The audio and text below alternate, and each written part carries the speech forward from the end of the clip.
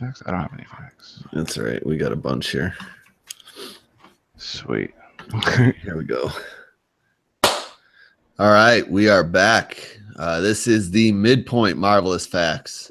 I will be taking over because Carl, again, he had to wake up, that poor guy, for work at 3:30. So it is 12:08 Eastern time, where me and Trevitt are at.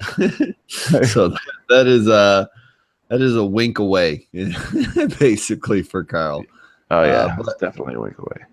I'm going to take his job over for the week, and that is Midpoint Marvelous Facts. After our little PSA section, we were gonna bring you guys a special production this week called Brian Michael Bendis Theater, but since we lost one of our quote unquote voice actors for the role, we weren't able to do that. So that'll be a treat for maybe next week, because I think poor Carl did make me read another Bendis title next week, or will make me read another Bendis title next week. So yeah, that's right.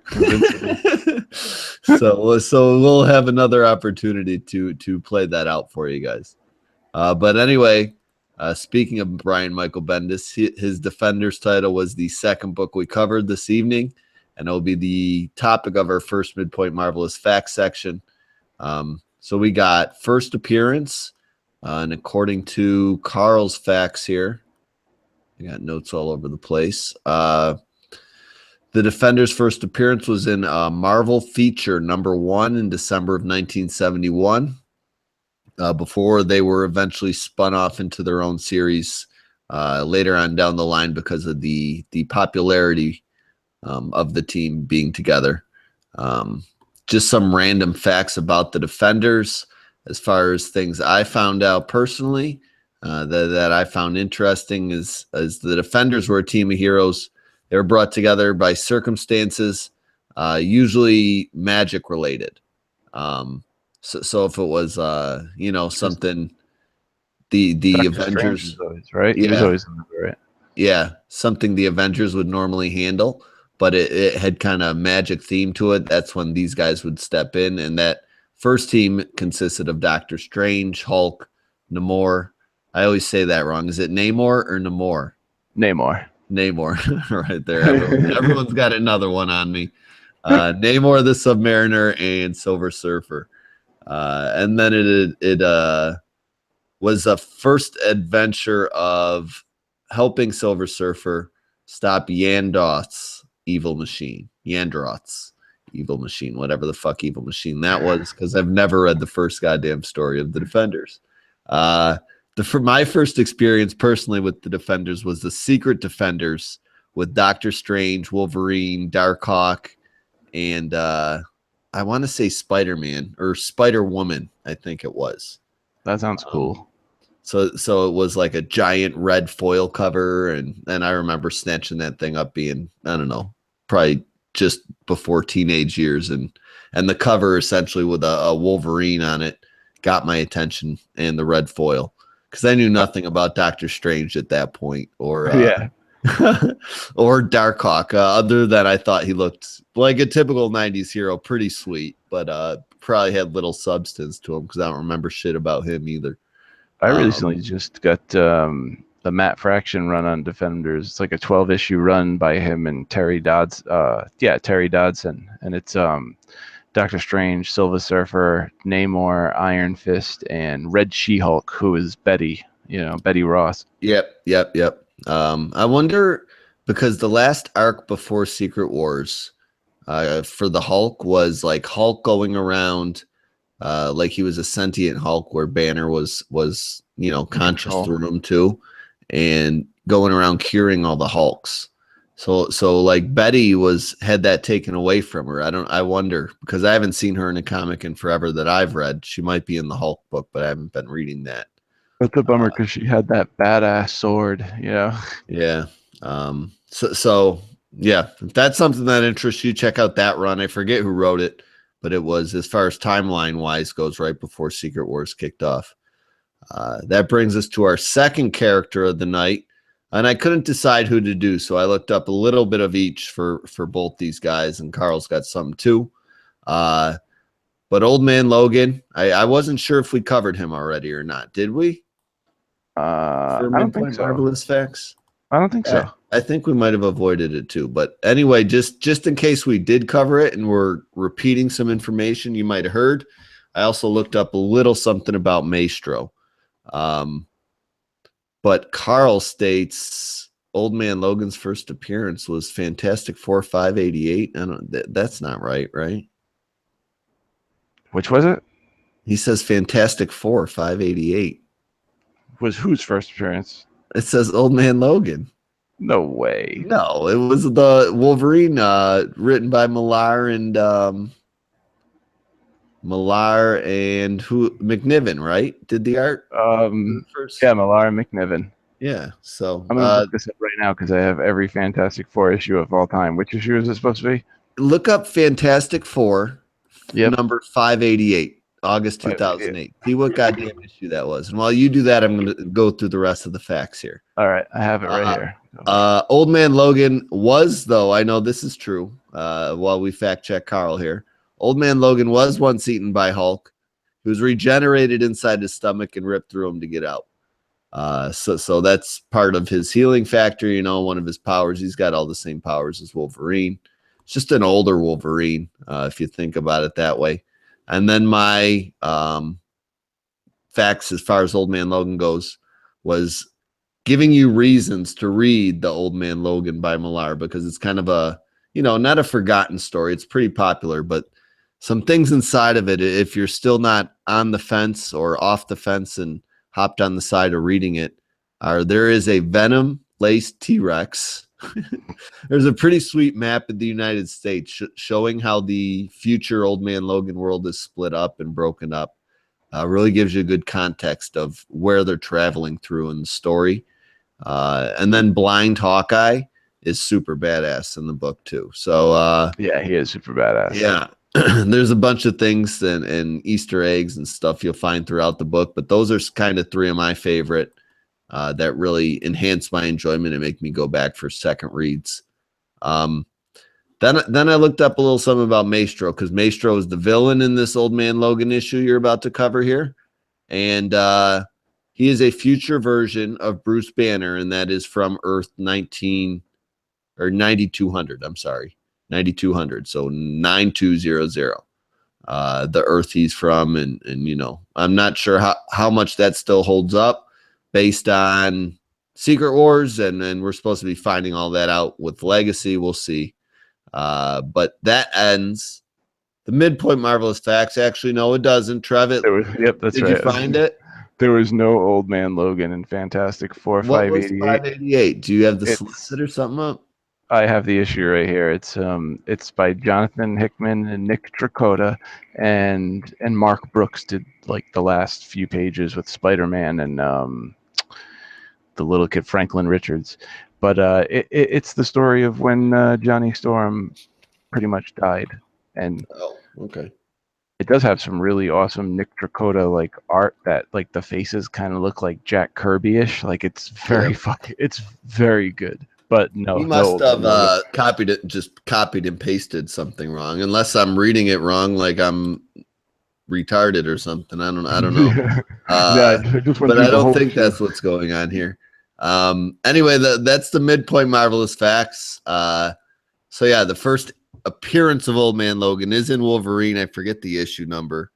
The Wolverine series when Millar and McNiven were on that run. It's from a few years ago. It's one of the more popular Marvel trades. So hunt that down, and that'll end the Midpoint Marvelous Facts as we jump into our second last book of the night. Well, and that's Old Man Logan 25. All right, you got all your stuff up for this? You ready to go? Yes, I do. All right, here we go. Old Man Logan, we're back. 25. Trevitt's going to take it from here and run through the story. Let us know to buy, borrow, or forget, and then lead us into Secret Empire 4.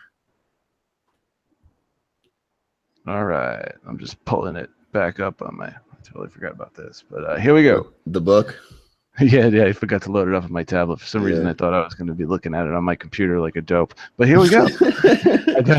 I got it loaded up. So, Old Man Logan number 25. We're bringing in a new creative team here of Ed Brisson and Mike Deodato Jr. So, written by Ed Brisson, art by Mike Deodato Jr. The colorist is Frank Martin. The letterer is VC's Corey Pettit. And the solicit goes like this. Logan is confronted by an enemy from his past. It's funny because it's bullet points. So it'll say, Logan is confronted by an enemy from his past, and then next bullet point. And it's funny because it all reads like it's one little paragraph. Right, but it's in bullets. Makes no sense. But so Logan is confronted by an enemy from his past, and if Logan's past is a dystopian future, you know this can't be good. Enter the Maestro. Don't miss the start of an all-new arc by breakout writer Ed Brisson and fan favorite artist Michael Deodato Jr. Oh, Mike. It says Mike. I don't know why I said Michael, but which is good. He is he is a fan favorite. I love Mike Deodato Jr. Yeah, I know you always toot the horn for Mike Deodato. I love and hate him because some of his stuff I really like, but some of it I feel like is too shadowed. However, that's not the problem in this book at all. No, it's very light. It really depends on the atmosphere. Like if you read Thanos and it's out in space, like it's very dark and very shadowed because it's black out there. Yeah, I didn't like when he did Iron Man, and I know that was probably a lot of the location because he did the run when they were in like China or Japan, and Tony was Japan. Yeah. I totally agree with you, though. I totally agree because it really was because after coming from that bright and colorful David Marquez, like it was completely shocking. Change. It really was, yeah. Yeah, it was very jarring, like going from David Marquez to Mike Deodato. Yeah, it was crazy. But that was half the reason I was really enjoying the book, like an Iron Man book with that kind of art, Yeah, even though he wasn't even in the suit a lot that first run, but it was still fun. Like issue 2 and 3, like when he went to Latveria, like that was like some of the coolest stuff when he was like going against Doom and like the robots. That was pretty awesome. But that would have been great if Marquez did the whole entire series. But Civil War, so he was getting prepared for that. Yep. Goddamn, didn't really help. Didn't really help because it still had delays, but apparently, yeah. Well, because they were fucking with the schedule with that too, and he had a kid too. I guess is what they blamed the delays on. Remember? Yeah, maternity leave because Yeah, guys take it too now. Yeah. Used to be just woman once upon a time, but. Welcome to the history of maternity leave. No. All right, let's get into some Old Man Logan here. So this issue starts off with an old man on a mountaintop with his grandchildren, and they're talking about how beautiful it is. And one of his grandchildren asks him why they can't stay there. And the old man tells the children that they can't stay there because there are men out there that are hunting them. And they hate them. They already killed one of their kind just because they were afraid of what they might have done. And that was in Civil War. He's talking about Hawkeye killing Bruce Banner. At least that's what I figure. Yeah, because this is Maestro. Yeah, because this is we come to find out that this is Maestro. After he tells the children this, they walk off to a Department H weapons facility in Canada, which is where they're hiding. Yeah, decommissioned, it says. Yeah, decommissioned, like one of those places where they had Logan and they put the adamantium in his bones. And man, the art is just like so great in these first few pages. Like it does. It looks really good. Where my mind went when I was first reading it was the Old Man Logan movie, and it was this is Old Man Logan, just even older and skinnier and like kind of sick, and he was walking into like a giant facility like he had in that movie. You know what I'm saying? I didn't even think of that, but that's really, really awesome. That is an awesome. Now that I'm looking at it and I'm thinking about that, I was like, that really fits. Because like at the end of the movie, when he went to go get all those little kids, and it was kind of in the mountains, so that'd be really dope. Yeah, and I asked you before I started reading the book, and you wouldn't really tell me, and I'm glad you didn't. But just as far as the timeline goes, he's not in the Wastelands or anything, because the last issue ended with him finishing the time travel nonsense he was going through, and just kind of landing in current time again and being all right with his decisions in life. So he's back in current time period here and now. And even this beginning scene all takes place in current place and time. So we're not doing any time shenanigans. Really. Yeah, no, it's all current, like here and now. Because like the next time, you know, we meet up with Logan, he's in British Columbia because, you know, he's Logan, and he's got to be in Canada 80% of the time. He's got to be in Canada, and he's got to take his breaks from the X-Men because sometimes it just gets to be a little bit too much for him, and he has to just start. But the funny part is it becomes too much for him, but he always ends up in some like fucking hijinks that he would end up in anyway, even if he stayed at the mansion. So it's pretty fucking hilarious. And they're really on this first page on Toad River, really check off like all the Logan check marks. He's obviously come on a motorcycle. He walks in and he starts sniffing shit, and he knows something's off. You can tell by like the next panel where he just looks down. He's like, "Oh, God damn it!" Yeah, he knows something's off. He comes in, he doesn't recognize anybody. He sits at the counter, and you could just see him looking at everybody, and everybody's kind of looking at him really weird. And the guy who's the cook has fucking sunglasses on. Like, what cook at a diner? As fuck, I know. So when that lady, you know, goes to like pour his coffee, that lady's ass is way too nice to be in the middle of a nowhere waitress. You know what I'm saying? Yeah, definitely. And so, you know, he grabs her, and then the dude, Bo, I believe his name is Bo, hops from over the counter, and you know, he tells him there ain't no Lexi. And it's funny because when he, you know, Logan friggin' immediately asks where Lexi is when he walks in that bar, and then that diner, and then when he says to her like, ain't no Lexi that ever worked here, like I always imagine it in that raspy voice from the X-Men 90s cartoon. Like when I read Wolverine, that's what I hear, like, ain't no Lexi ever worked here. Somebody's got to invent like a Siri app that lets that type of Wolverine voice talk back to you when you ask it things, and you would make $1 million. I swear to God. Most definitely. That would be amazing. So this dude hops behind the counter and tells him it's a family business because, you know, he says, he's like, this used to be a family. Obviously, Wolverine frequented this place because, you know, he's from Canada, and he's like, this lady had good apple pie, and he'd always come. I'm just making all that up, but like he knows this place. You know what I'm saying? Says, like he'd come back here for a reason.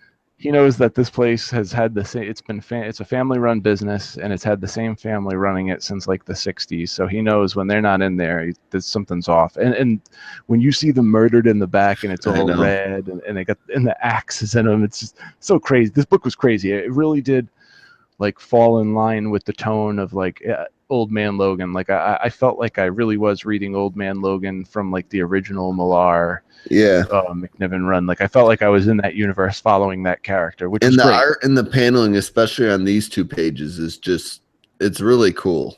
Oh yeah, it's really good. Vaguely Sorrentino-esque in parts, but not really, you know, like more detailed, I would say. You know what I'm saying? Like just the character work is. I totally agree. But the paneling, which is something I was afraid of because I love Sorrentino's paneling, is still unique in this book in a good way. It really is. It's like Deodato with the Sorrentino twist. Yeah, it is. That's a good way to describe it. And where was I? Oh yeah, that's right. So the murder scene.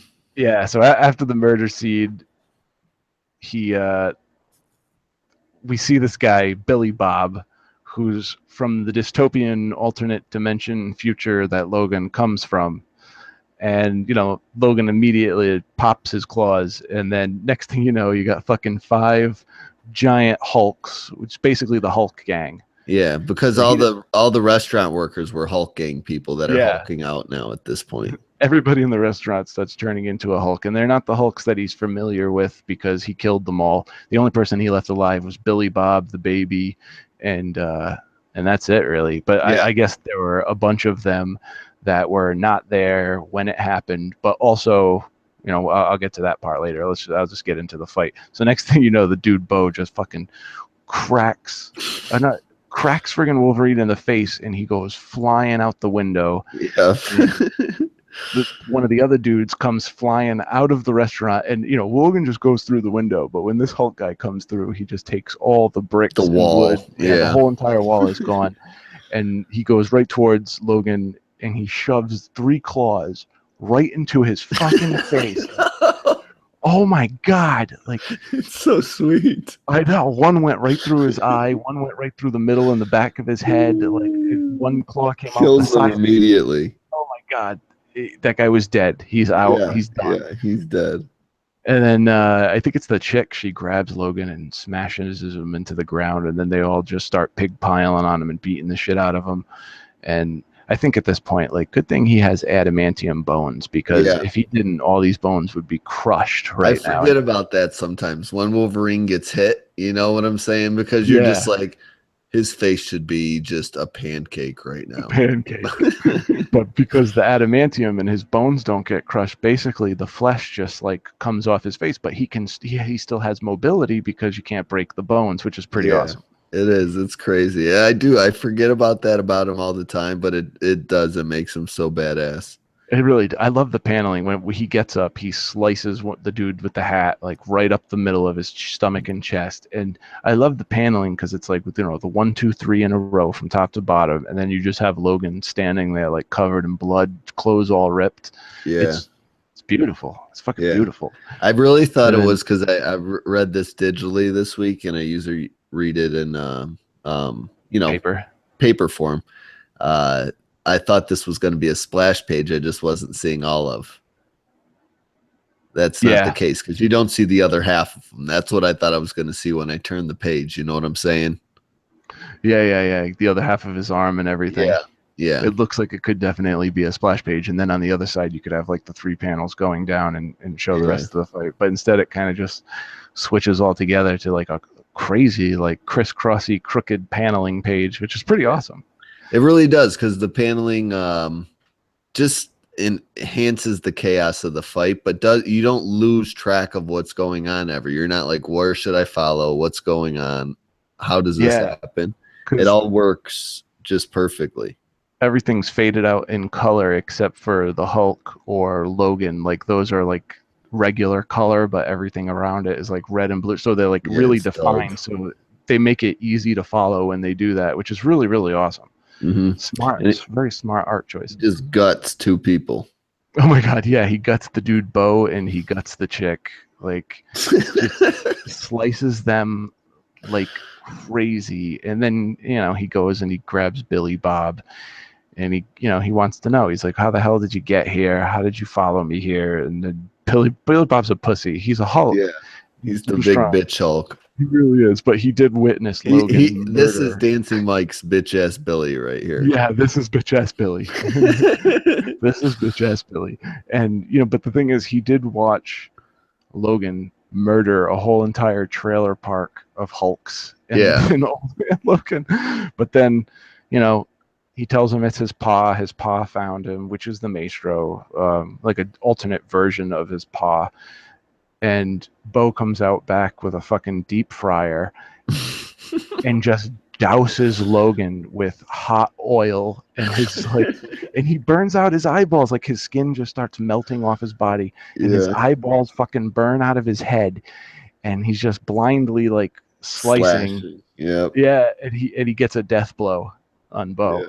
So I keep interrupting you, but like the story's cool. exciting, and I'm like, oh yeah, he slashes him, he stabs him in the face, oh, he guts him. I know, it's fucking crazy. It really is exciting. Like, oh, such a good. And then when you turn the next page and you see Billy Bob fucking a bitch again, running away, and then he jumps off. Like, those panels, they look fantastic. The color, especially digital. Like, I read it in paper, but then when I read it digitally, I was like, oh my god, you lose so much. Even though Billy Bob's a bitch, like, he still has Hulk powers. Like, he's fucking jumping a 1/4 mile in the air. You know what I'm saying? He gets back to Department H like in a couple of minutes. So he finally gets back. Where am I? Oh yeah, he gets back to Department H and he tells Maestro what happens, and then Maestro hulks out and fucking back smacks him across like the opening garage. Bitch ass Billy. And this is really where you figure out that old dude is Maestro. Like Yeah. you start making all the connections. You're like, now I get it. The only thing he's missing is that necklace that you get on the cover. But Yeah, you see that beard and that bald head, and you know it. I mean, I didn't read the stories with Maestro. I think it was from Peter David Hulk, but I've seen the covers and I've seen the art, and he's a well-known character in Hulk yeah. lore, you know. So he bitch slaps him, and then his sister Cambria steps in and stops Maestro from beating the shit out of fucking bitch ass Billy Yeah, Bob. basically killing him for basically Maestro was just gonna get rid of him for fucking up their plans. Him and his Yeah, he's gonna kill brothers, him. you know. And he was the only one left, and he's like, you obviously told him something, so you're fucking dead too. But this Yeah. chick saved him. She steps in and she says, you know, we already lost four. And we already lost four. We can't afford to lose another, even though fucking Billy Bob's a bitch. And it really wouldn't matter if they lost him because he's good for nothing anyway. But I know. but I Maestro know. concedes because all the other soldiers are like, you know, they're looking at him like, what's he gonna do? And you could see it in the facial expressions too. They're like really waiting for him to see what he's gonna do, to see if it's fair, or, you know, because he's the leader. But I mean, it's obvious that Maestro, however he got to this universe, however he got back to the Old Man Logan universe and picked up all these Hulks, has been Yeah, he's traveling through. traveling somehow. Yeah, Yeah, he's traveling through times and dimensions, and the cool part is he knows how to do that. So yeah, like, I read up a little bit, and I heard in past stories that's something that he's familiar with. So he's been going through alternate times and dimensions, picking up Hulks along the way, yeah. and he's That's created. not So good news. no, that's not good. That's not good news at all. Logan's definitely in for some trouble, but luckily he has those adamantium claws that can fucking chop people to pieces, and luckily he can heal to the point where if a bunch of hot scalding oil is dumped on him and all of his skin washes away, you know, give him a couple hours and his skin will grow back and his hair grows back and he'll be walking around just all fine and dandy. Because in the next panels, that's what we get. You Yeah, know, we get his the hair it's back and nighttime. everything. Yeah, it's nighttime and he's walking around and it's just bodies everywhere and he's it looks like he kind of had a flashback or he's thinking about the Yeah, but bodies in the kitchen. the bodies in the kitchen are his family. It's a Yeah, flashback to his family. he's Just because flashback. the way he's seeing all these people laying around, and they're Hulks. Yeah, and they're Hulks. So he goes down to the Hulk blood and he gives it a sniff and he could smell it on them that he knows there's more and he needs to figure out how they followed him. So he hops on his motorcycle and he's on his way. You know, he's going to start hunting Hulks, which is going to be fucking crazy. No, I can't wait. This is gonna be sweet. It's It is gonna going to be be. the best. I really enjoyed the Old Man. I know a lot of people didn't like the last, uh, you know, 4 or 5 issues of Lemire's run, but I really did like that hopping through Wolverine's history story.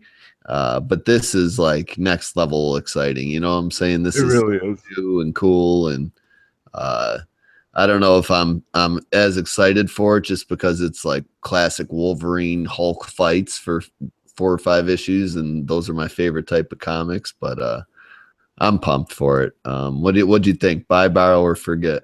Oh, man. So I haven't gotten fully caught up on the Lemire run yet, but from the stuff that I've seen, I've liked.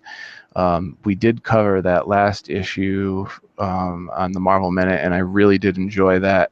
Even though, like you said, you know, other people haven't, you know, weren't really as happy with what came previously. I did enjoy it, and I can tell that I'm going to enjoy the rest of it when I get to it. But this is a part like even though that story ended and we're continuing on, I think this is a perfect jumping on point for Old Man Logan. Issue 25, first issue in a new story. Create new creative team. Ed Brisson has been doing an amazing job on Iron Fist, and I love Diodato. Everything he did on Thanos was fantastic, and you know, even back to his Thunderbolts run, Warren Ellis. Like I love his art, and I think he's a perfect fitting for the series. Even just judging by the art in this issue alone, Yeah, is a total buy for me. I can't wait to see what's coming next. I'm yeah. actually really, really excited for this. Yeah, me too. I'm you know, I echo all those sentiments. The art was pretty damn cool. I love the paneling and how creative it was, and just the character designs, and uh, just who he's dealing with is fun, and the situation is interesting. And I don't know, these stories are the reasons I go to the comic store every Wednesday to find out what's brand new and not wait for the trades to come out, because this is something exciting that I'm pumped for the next one to come out for all the reasons we just mentioned. And it's a buy for me totally. And Carl also said buy. He said following up Lemire can be hard, and Ed Brisson knocked it out with this issue. Not to mention that Diodato had fantastic art. It's like I can't say anything bad about the book. So yeah, we all this wins our unanimous decision of the week award for buy. I think they're going to do something real special with this series. Like if they both stay on for like 12 to like 20 something issues, like I think it could be something really special. Yeah, me too. I think it'll be cool.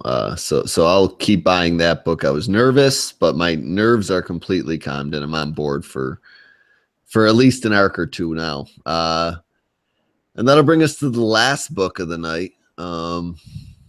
Secret Empire #4, and we don't really get too in depth with this one because it is the final book of the night, but it is the event book. It is the big book of the week, really, kind of, sort of. So we do like to tell you what we should, or not what you should really, but what we think of it, buy, borrow, or forget wise. I'll start, I guess. I don't know. This one's just a borrow for me still. It's not moving past that territory. So if you're getting issues for free because your buddy's buying them and he's giving you the codes, say, hell yeah, I'll take that code from you, boy. But if that's not the way you're getting it, I would say just borrow it, because it's not doing anything. Like the story's still not really moving forward. Except they each got a shard this issue. That's what happened, because everybody's hunting shards now. That's really what the point of the story is moved to. You don't really find out what's going on throughout this Hydra-controlled America or world, or I don't even know at this point.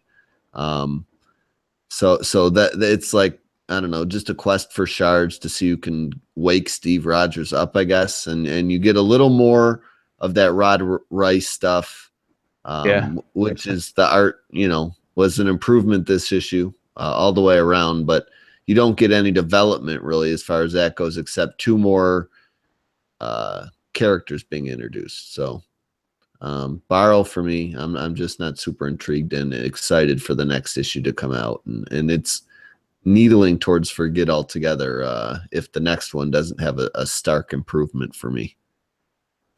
What do you think? The Rod Reed stuff was a little confusing for me because, like, I know, I just don't get what's going on there. I have no clue what's going on. I think is that Bucky and Sam that showed up? Those are the characters. I'm thinking this now. I think it's just a battle in Steve's mind. Yeah, I think you're right. Because of the way the art works. It sounds about right. Like this is the Steve Rogers in his mind that has been, like, the old Steve, like the part of him that's not like not a Nazi, but the part of him that's not Hydra and doesn't have this twisted idea of what everything should be. I think you're totally right about that. Yeah. And the only reason I think that now, instead of it being Ultimate Steve Rogers, is the introduction of those 2 new characters, Bucky and Steve, Bucky and Sam. Because those characters are already on the board in the story, or have been at some point. You know what I'm saying? Yeah.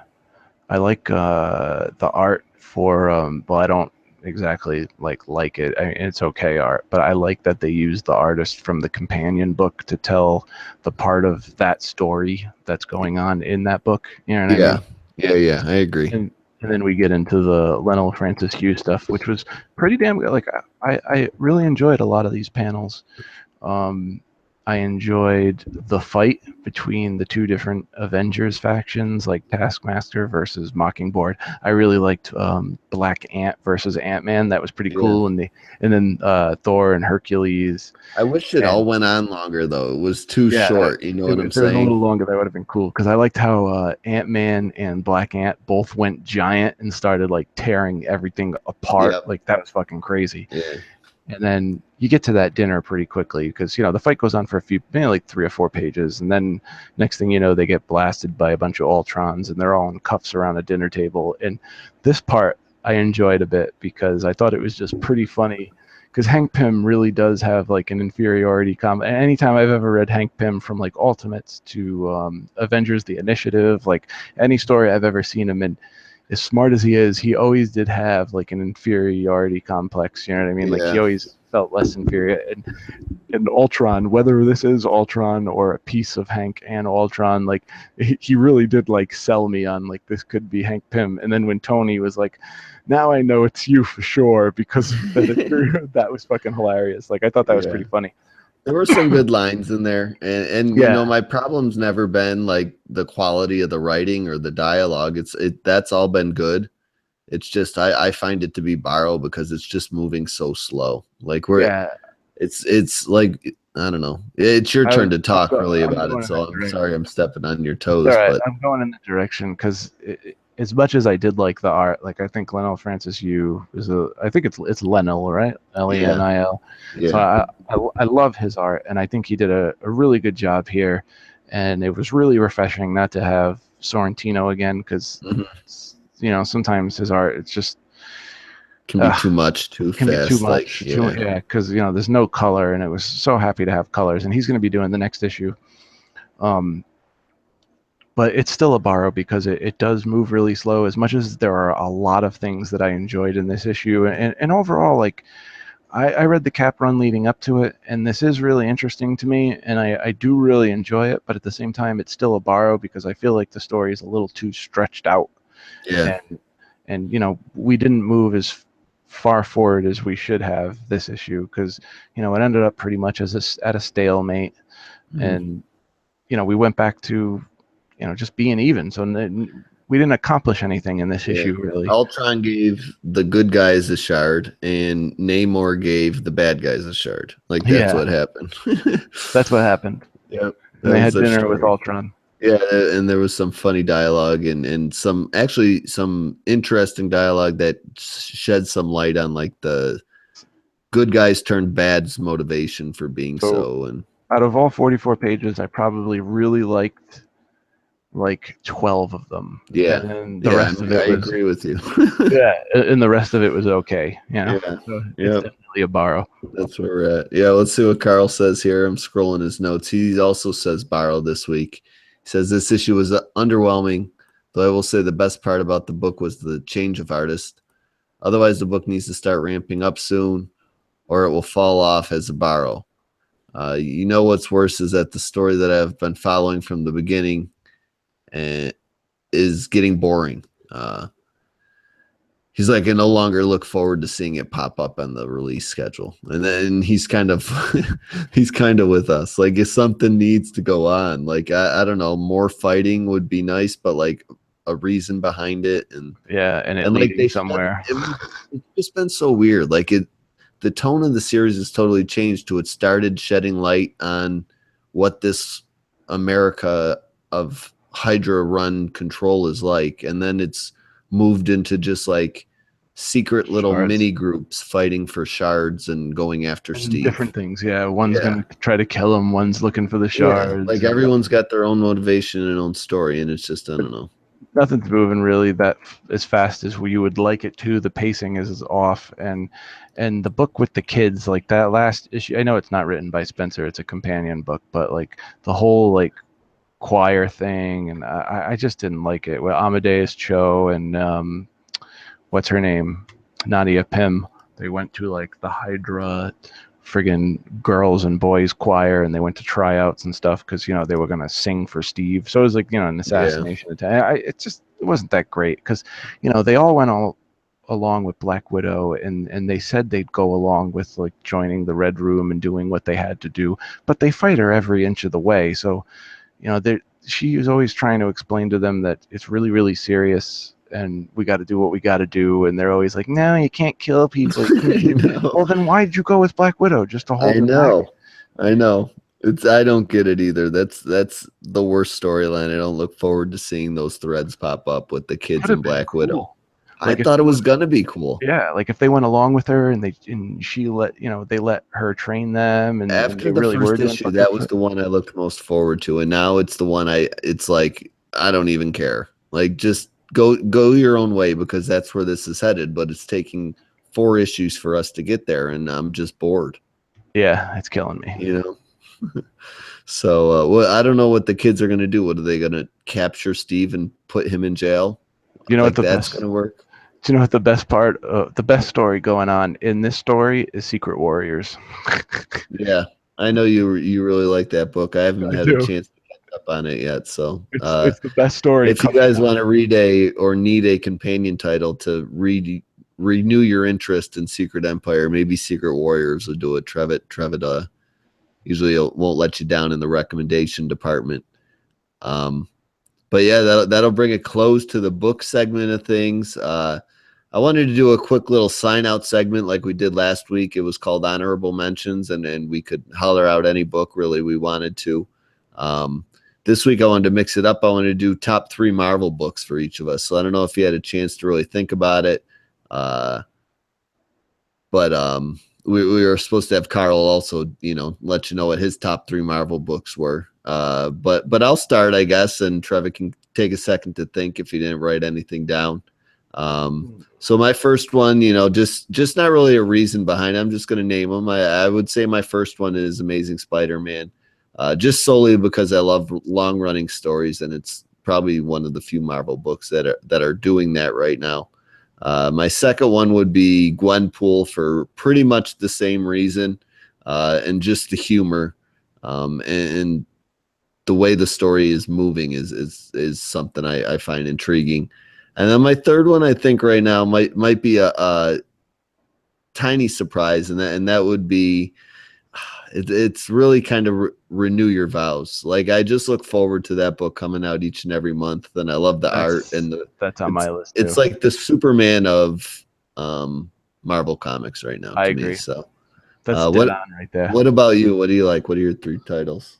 That's dead on. Mine are in no particular order. I'm totally going to echo that with Amazing Spider-Man: Renew Your Vows because it has incredible art, and it has incredible story. I mean, you have a guy who's been writing Spider-Man since the '70s, and he's building his own kick-ass universe. I know Dan Slott and Adam Kubert like handed the torch, but he's like building new things in this universe. The '90s Yeah, it's cool. X-Men. I like it a lot.